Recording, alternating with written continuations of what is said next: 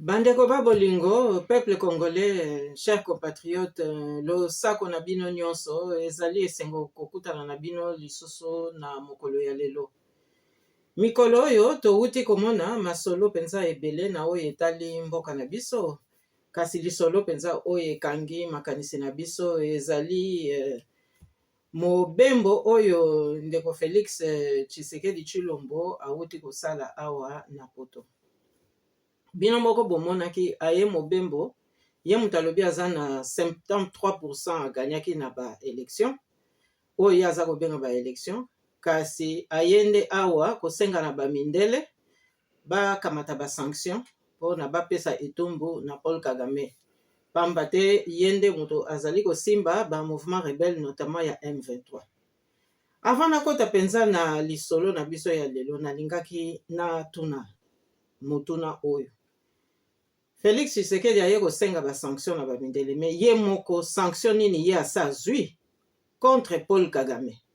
Parce que toyokaki na bambula oyo mitano uti koleka, o azali ndeko na ye, o azali partenaire, o bato bamona pasi te soki bamabele ezali kokende na bikolo oyo ye Kagame aza kosimba na kati ya mboka na biso. Alors ba sanction nini ye asa zwi po toza komona ba ambassade eza kofonctionner, ba institution na biso ba militaire rwandais baza kaka na kati, aza kozwa sanction moko te. Alors alongwe na mboka ye mutu alobi azwi 73% aza koya kosenga ba sanction awa, wana ezali penza likambo ekoki kokamusa biso. Kasi sikoyo ngai nalingi penza mozindo ya lelo tolandela nanu eyano oyo ba Belge bauti kopesa ye. Nakanisi bozangaki te komona Libre Belgique na Journal des Standards bauti koloba pe makambo ya Congo. Nakotelemela masolo oyo ebimi na Libre Belgique le 6 mars 2024 na loboko ya professeur Philippe Rentjens oyo atangisaka na Université d'Anvers. Eloko penza e frappé ngai na message oyo batindeli Tshilombo, na interpellation oyo batindeli Tshilombo ezali nini? Ezali d'abord caricature oyo ezali wana. Mais ye Philippe Rentjens, il faut koyebaki azali penza expert munene na kati ya ba autorité belge awa. Ayebani spécialité na ye eza penza Afrique centrale. Alors caricature ezali na kati ya journal wana ezali penza mateya makasi bazali kopesa biso pe ba peuple congolais. Liboso tozomona nini? Toza komona ke Félix Tshisekedi azali comparé na Mobutu. Balatisi ye toki ya Mobutu, sikoyo basimbisi ye kopi ya champagne, donc pona koloba ke azali penza mokonzi oyo azali na kati ya jouissance, azali na kati ya bisengo. Bongo sikoyo lokolo moko enyati penza baterine oyo ya matière première, comme pona koloba ke nyonso tu wana ezali kaka nde na makasi na ye moko, yende mutu azali kodomine makambo wana nyonso. Mais sikoyo soki pe otali population oyo bazali kokufa, proportion ya population eza penza munene par rapport ya ba oyo batikali na bomoi. Donc elingi koloba na caricature wana ke azali na ye kokipe te peuple oyo azali kokufa po ye azani na bisengo. Et puis caricature yango lisusu abaloli mokongo kote peuple azali, ye azotala kaka kote ya libanda, kote oyo mwinde eza kopela po horizon yokuna nde yango nde ezali tina mingi pona ye. Nyonso wana elingi koloba nini? Elingi koloba ke toza kokende nde na processus ya extermination ya peuple congolais.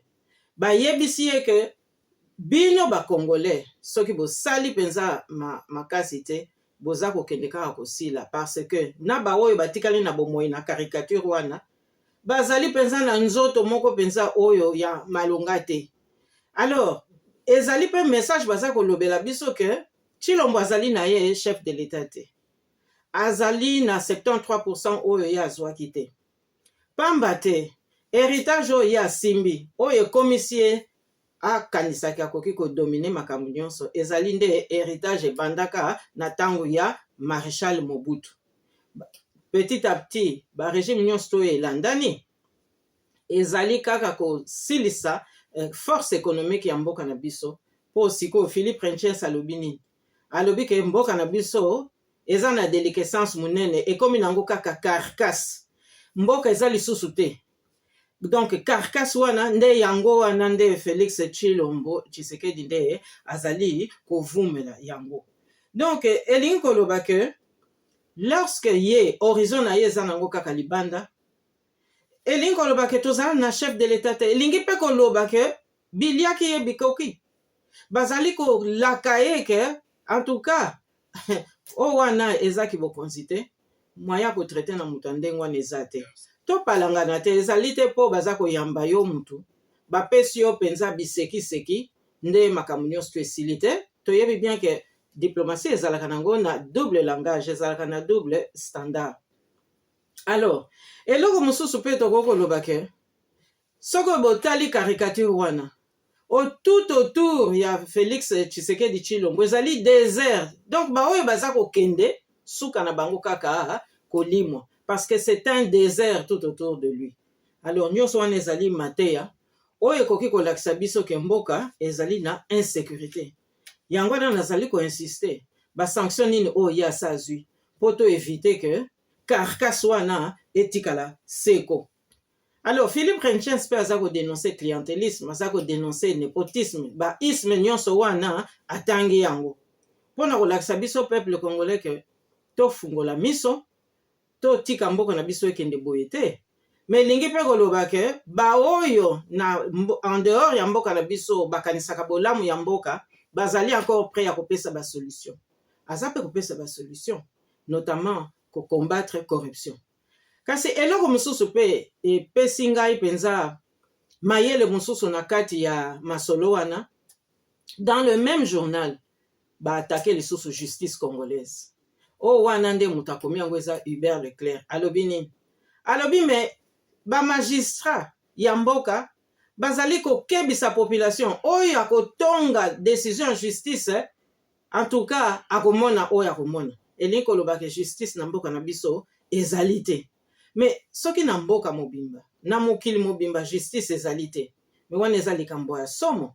Elingi koloba ke au plus haut niveau de l'état ezali na bato oyo bazali koprotege, pamba te article wana ezwaki inspiration na assassinat ya ndeko na biso okende. Alors na nyonso wana bandeko na ngai nakanisi tokoki kobosana te ke sanza oyo ezali penza sanza oyo ONU alaka bamama ya mokili mobimba. Biso pe na Congo bamama ifo totelema tomitika te, topesa na maboko pote biso nde tokoki kosikola mboka wana.